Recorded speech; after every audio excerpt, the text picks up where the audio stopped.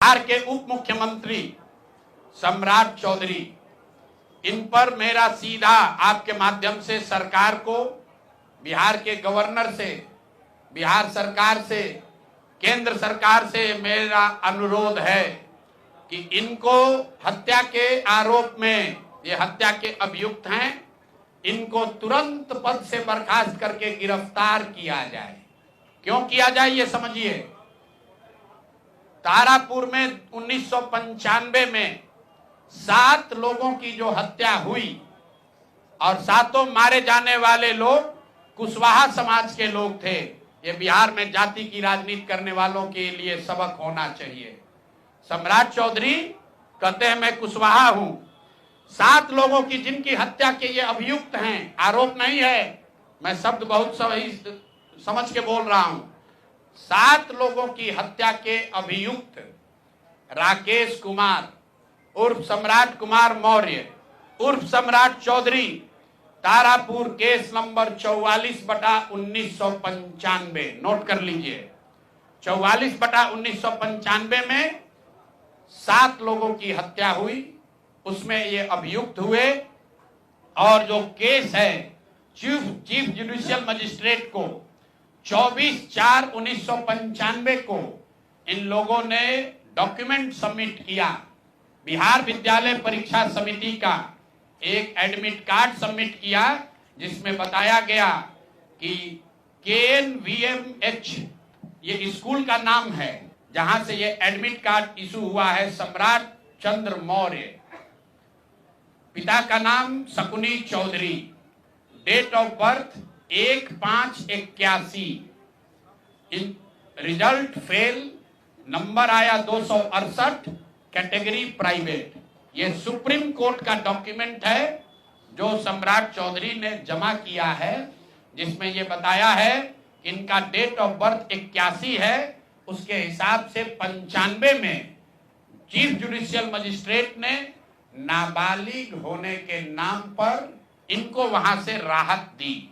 इनको जेल से निकाला गया क्योंकि ये 15 साल के थे और कानूनन 18 साल से कम उम्र के बच्चे को अभियुक्त के तौर पर जेल पर नहीं रखा जा सकता था। अब ये बात तो पब्लिक की जानकारी में है। अब मैं क्यों कह रहा हूं कि इनको आज अरेस्ट करना चाहिए, क्योंकि 2020 का जो सम्राट चौधरी ने अपना इलेक्शन एफिडेविट दिया है, इसमें अपना उम्र इन्होंने बताया है 51 साल।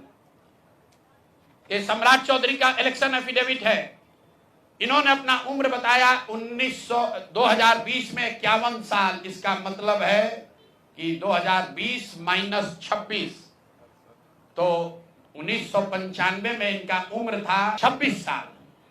तो 26 साल के उम्र के आदमी को कोर्ट ने गलती से गलत सर्टिफिकेट के आधार पर नाबालिग होने के नाम पर अभियुक्त होने के बावजूद, ध्यान दीजिए, अभियुक्त होने के बावजूद इनको जेल से बरी कर दिया गया था कि ये 15 साल के हैं, जबकि इनका अपना डॉक्यूमेंट बता रहा है कि ये उस समय 26 साल के थे।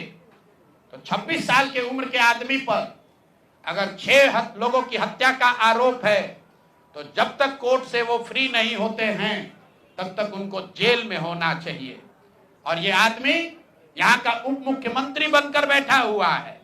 तो मैं यहाँ के मुख्यमंत्री से और बिहार के माननीय राज्यपाल से ये अनुरोध कर रहा हूं कि हत्या का आरोपी, हत्या का अभियुक्त सम्राट चौधरी, राकेश कुमार उर्फ सम्राट चौधरी उर्फ सम्राट कुमार मौर्य आज संवैधानिक पद पर बैठे हुए हैं।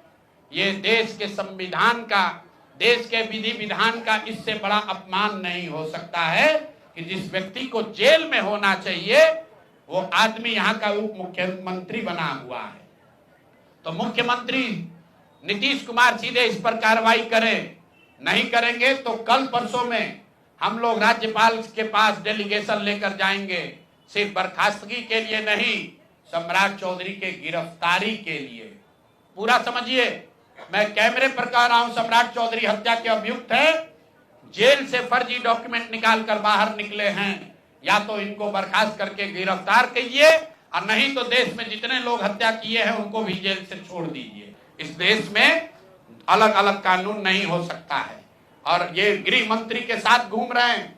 मोदी जी को हम लोग कल पत्र लिखेंगे कि आपके पार्टी का नेता, जितने लोग भाजपा के समर्थक हैं, भाजपा के जितने लोग नेता हैं, कार्यकर्ता हैं, वोटर हैं, आपके जरिए से सबको बता रहा हूं, मेरे भाई एक बार अपने दिल पर हाथ रखकर सोचो, जिस व्यक्ति पर 6 लोगों की हत्या का आरोप है, जो व्यक्ति 6 लोगों की हत्या का अभियुक्त है, उसको तुम अपना नेता बनाकर बिहार का उप मुख्यमंत्री बनाए हो और तुम अपराध की बात करते हो, तुम जंगल राज की बात करते हो।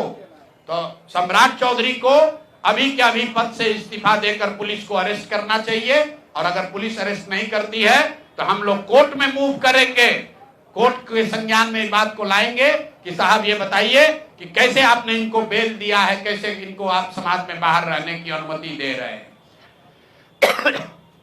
और सम्राट चौधरी की अंतिम बात, इनके अपराध की गाथा की, सिर्फ हत्या के अभियुक्त नहीं है। बिहार में पुरानी पत्रकारिता करने वाले लोग, आपने शिल्पी गौतम के रेप और हत्याकांड की कहानी सुनी होगी।